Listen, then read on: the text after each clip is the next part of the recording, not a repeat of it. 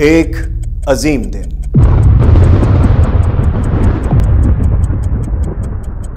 वो दिन जब एक जोहदे मुसलसल का नतीजा हासिल हुआ।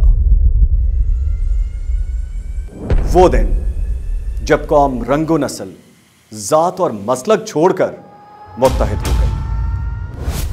वो दिन जब एक दस्तखत कौम की पहचान बन गए।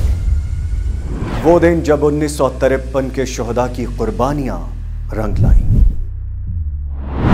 वो दिन जब हक बातिल पर गालिब आ गया।